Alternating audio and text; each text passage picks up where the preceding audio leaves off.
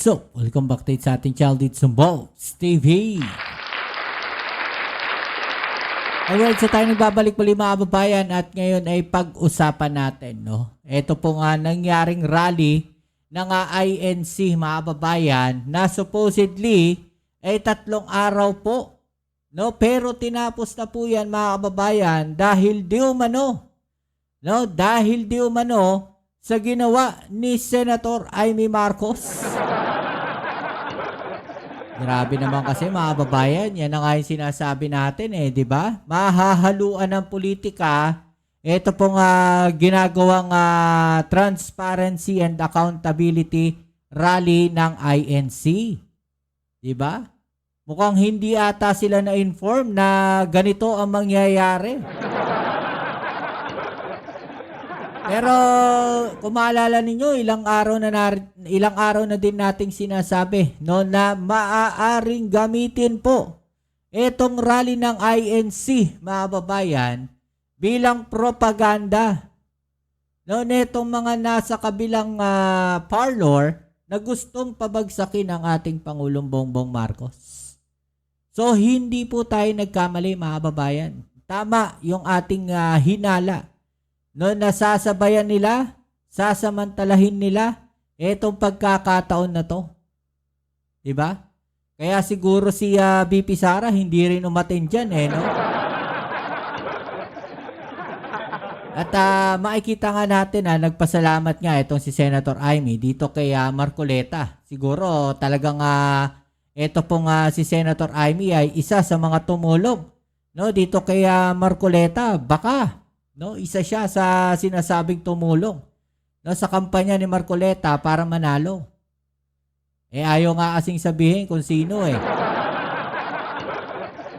At ito yung isa sa pinakamalaking bombshell daw di umano nila o bomba na pasasabugin po dyan sa rally ng INC na kung saan si Senator Amy Marcos ang nagsalita. Mga kababayan, nakakahiya yung kanyang ginawa. No?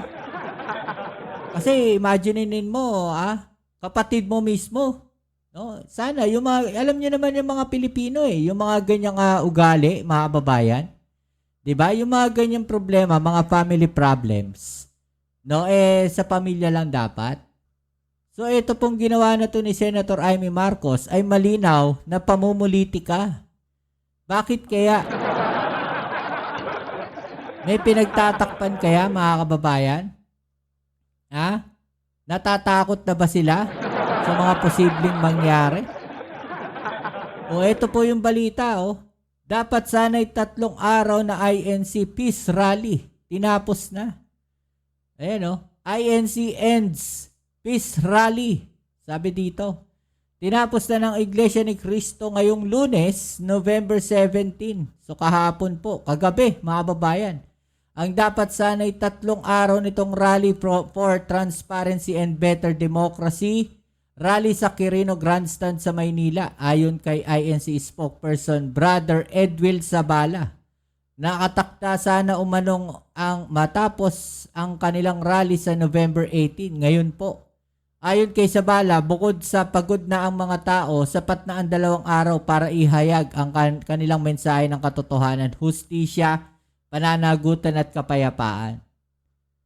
No, pero hindi natin na maitatanggi, no, na yan po ay nagamit ng mga politician, mga kababayan. No, yung rally na yan ay nagamit po sa politika, naging propaganda. No, hindi natin sinasabi na INC po ang may kasalanan diyan dahil iba naman yung kanilang panawagan. Ang problema lang, napasok po sila mga kababayan. Panoorin natin itong balita mga babayan Tinapos ng Iglesia ni Cristo ang kanilang protesta kontra katiwalian na dapat sana'y hanggang ngayong araw.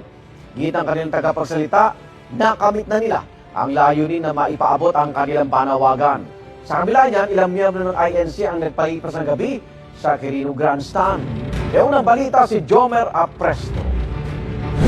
Well, siguro, masarap din naman kasi talaga mag-camping dyan, no? Nakakamiss din mag-camping dyan sa Quirino Grandstand, mga kababayan, dyan sa Luneta. Actually, ginagawa namin dati yan pagka New Year, no? Pumupunta kami dyan sa Luneta, No, pagkatapos ng putukan, maraming pumupunta diyan. No, diyan nag-overnight stay, nagpi-picnic, 'di ba? So, na-miss din siguro nito mga kababayan natin yung mga ganong gawain, 'di ba?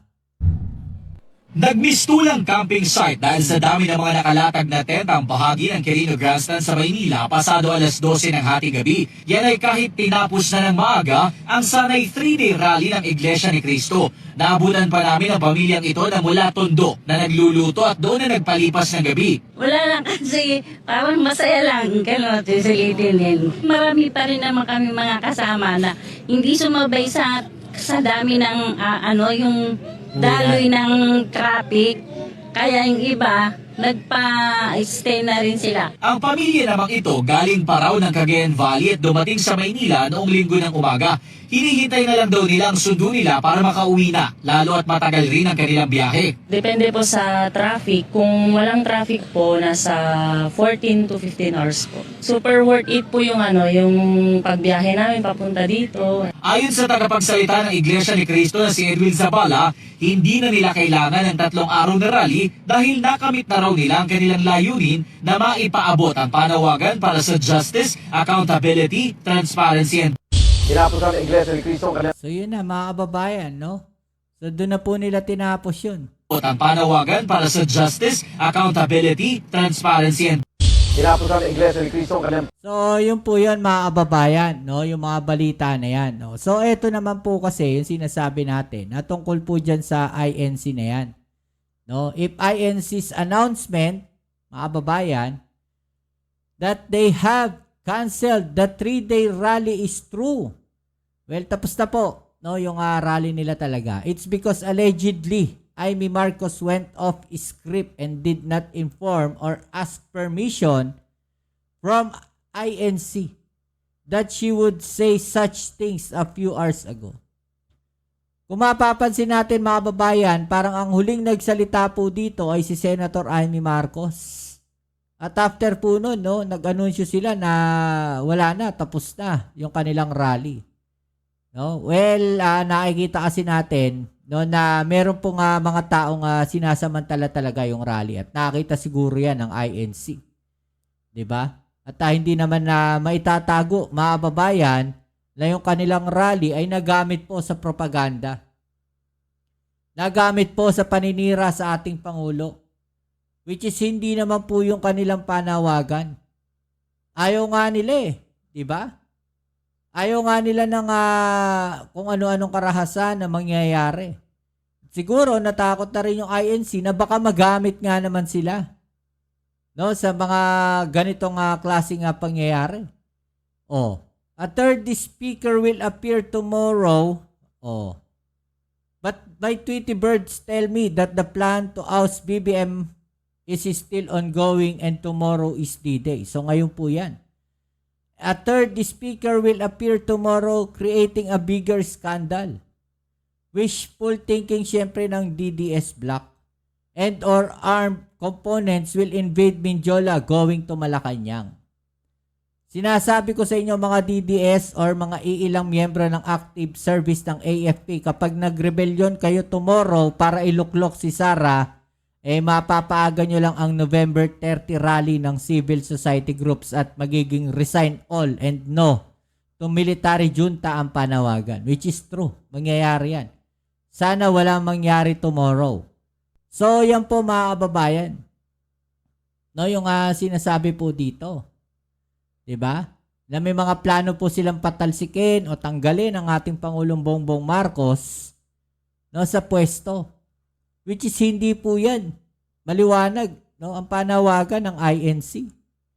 Ang maliwanag na panawagan ng INC, mga kababayan, sa kanilang rally ay transparency.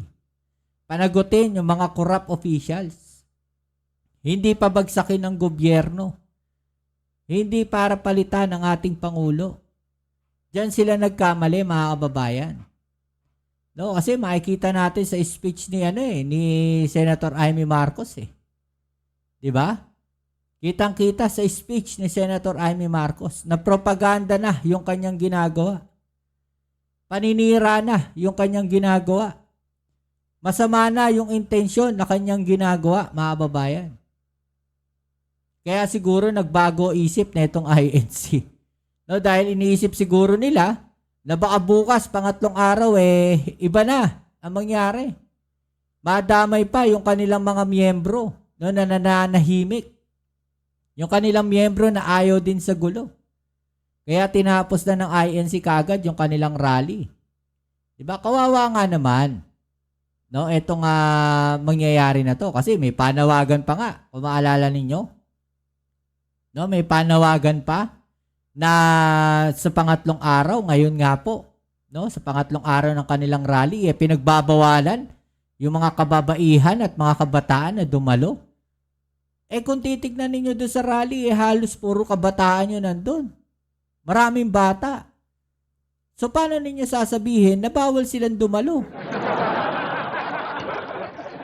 Diba? Kung ganun po ang mangyayari, mga kababayan, no, na sila po, no, ay gagamitin, kawawa po yung INC. Masisisi po sila. Diba? Madadali sila. Diba, mga kababayan? Maraming magagalit sa kanila. Madadali sila dyan. Pagka sila po ay nagamit na ganyan. Kawawa sila. Diba? Kawawa sila. Kasi gagamitin talaga Yung sinasabi natin palagi Diba, ilang araw na? Gagamitin yung rally ng INC. No, neto mga propagandista na to. Sasamantalahin ng mga taong masasama ang intensyon. Sasamantalahin yan ng mga taong gustong patalsikin ang ating gobyerno. Sasamantalahin niya ng mga taong gustong siraan ng Pangulo. Which is nangyari na nga. Diba? O ano pong masasabi ninyo dyan, mga babayan? No? I-comment na lang sa ibaba ang mga opinion na atin yung pag-usapan. Right? So yan, muli kita tayo sa ating next video upload. Dito muli ang yung Kuya Mobs sa Mobs TV. Peace. I'm out.